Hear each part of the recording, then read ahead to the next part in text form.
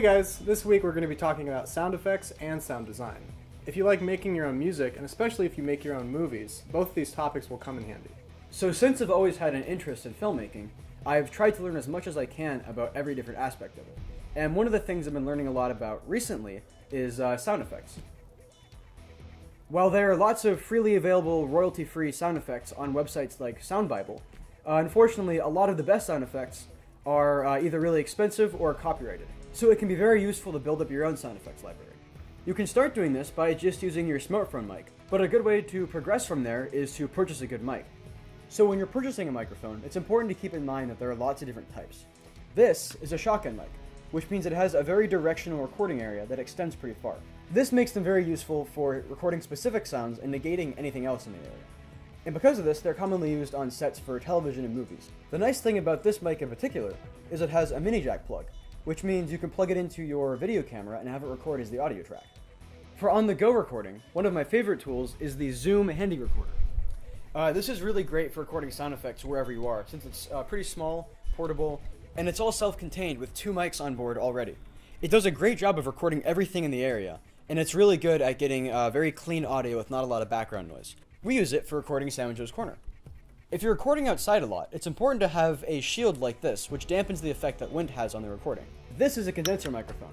We use this a lot for recording voiceovers, since like a shotgun mic, it has a very narrow recording area, but it also picks up very clean, crisp audio for voices. The one downside to this mic is that it doesn't have a preamp on board, so you have to buy one like this, and then plug the jack into it, and hook that up to your computer to record it. One of the most important things you can remember while recording sound effects is that you need really good quality headphones. Not just earbuds, but you need to be able to hear the audio with as best possible quality as you can. Having all the recording equipment is only half the battle though. The other half is learning how to identify good sound effects in everyday life. For example, you might think that if you have a shot of a car backing out of a parking spot and driving away, then all you have to do is go out and record a car doing that. However, commonly what you'll actually have to do is record lots of different sounds that you layer to make the final sound effect. Some of these layers might include things like the car starting up, the engine idling or revving, and then the sound of the tires screeching as it drives away. Because the mic is probably going to have to be in different spots for each one of these recordings, you're going to have to end up recording all of these separately, which means in the end you'll have to composite several layers into one final sound effect. One problem is that a lot of big layered sound effects that Hollywood sound designers work to create contain layers that are really hard to produce yourself. The only solution to this is to just keep your ears open for interesting sounds when you're out and about and see what might sound cool. And also keep a portable mic with you at all times, such as the Zoom. Our family recently went on a trip to Yellowstone and we decided to bring the Zoom along with us, so whenever we heard something cool, I just recorded it. This is the sound of a toilet, which sounds like an airlock depressurizer. This is the sound of one of the hot springs bubbling. And this is the squeaking hinge of a big bear box when we were camping. Once you've got a bunch of cool sounds like these recorded, then it's really important to file all of these into an organized sound library. Having a library with different sound categories is a really good way to keep track and make sure that you don't lose any sound effects when going from project to project. If something you're trying to record doesn't actually end up sounding very interesting in real life, you can dip into your sound library to find some different sound effects which might be added together to produce something more interesting and still fitting for that original sound effect you want. This also goes for the creation of sounds that might not exist in real life, for instance the sound of a futuristic spaceship or a laser gun. As an example of this, in one of my recent films, I had a scene where a large gate was opening. I wanted the sound of a really big lock opening, and then the sound of the doors clicking and squeaking as they opened up. What I ended up doing to achieve this was recording the sound of a front door lock opening and closing, and then also going over to my neighbor's driveway gate and recording that opening, and then I layered both of those on top of the sound of a boat anchor lowering. So I've got all my components recorded for my big gate opening sound, but all of them lack the punch that I want. So what I'm going to do is add some effects to them and mix them a little bit and try to get a really big menacing sound of a massive metal gate opening. The first step of that is going to be having the sound of the big bolt of the gate sliding open. So what I recorded for that is the sound of my front door. So here I've got the sounds that I've recorded loaded up in Premiere, which is my editing program of choice. Now whenever I record my sound effects, I usually repeat the sound several times, so I'm going to scrub through my timeline and look for the best ones. When editing, it's a good idea to have your speakers at about 3/4 or 2/3 volume. So I found a good take of my door locking, but it really doesn't have a lot of bass in it.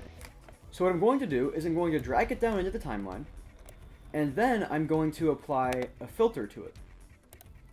If your sound effects seem to lack bass notes or lower frequencies, one thing you can do is add what's called a low-pass filter. This will filter out most of the higher frequencies and leave just the lower ones. And you can extend how many frequencies that it filters out. So here I've got it sounding a little bit bigger, but it still sounds a little bit muddy, so what I'm going to try to do is add some bass to it. If I add my bass effect, I can increase the bass of the desired sound until it sounds about the way I want it to. Now, if you want it to sound bigger, a lot of times larger mechanisms move slower and therefore have deeper sounds. So one thing you can also do is try slowing the effect down.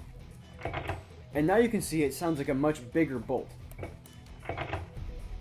So that sounds good enough for now. What I'm going to move on to is the actual sound of the gate opening. So this is the sound recording of my neighbor's gate. So what I'm going to do is scrub through it until I find the right area with the most punch, and then see if I can manipulate that to bring it out even more. So once again, I'm going to add a low pass filter and increase the bass.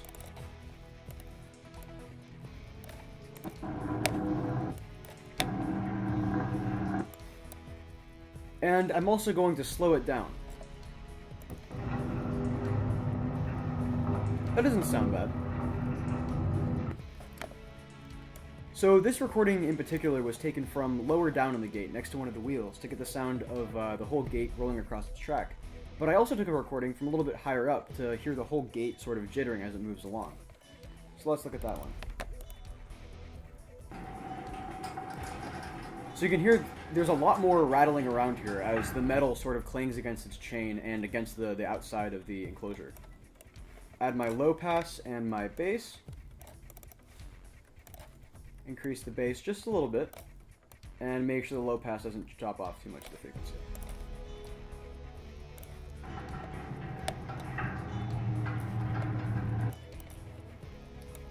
Now I'm also going to slow this down, just a little bit.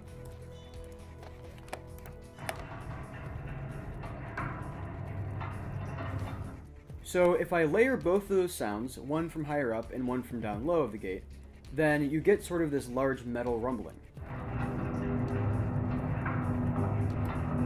And I really like the way that sounds for the actual door moving, but I also want there to be some sound of something pulling the gate in, so kind of like a big metal clicking. So what I found for that was the anchor sound. So unfortunately this was a audio file downloaded from the internet, so it is pretty low quality. But if I slow it down to accentuate each click of the anchor moving, then hopefully you won't notice the low quality. And that's one thing you can do a lot if you're finding files that don't have a lot of the higher frequencies or don't seem to have the full range that you want. Then you can manipulate them and mess around to hide the fact that they're probably lower quality than they should be. So this speed sounds pretty good, but you can really hear how low quality it is.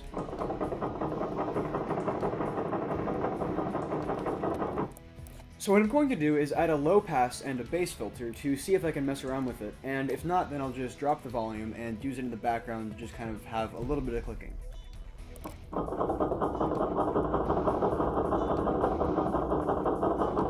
So I like the way that sounds, so now I'm going to add it with the sound of the gate creaking that I recorded.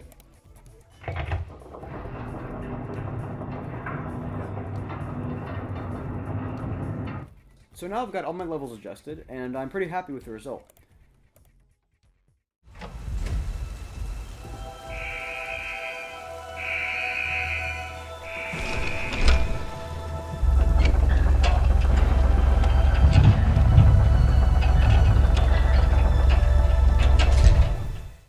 I'm Sam, I'm Joe. and we'll see you guys next week.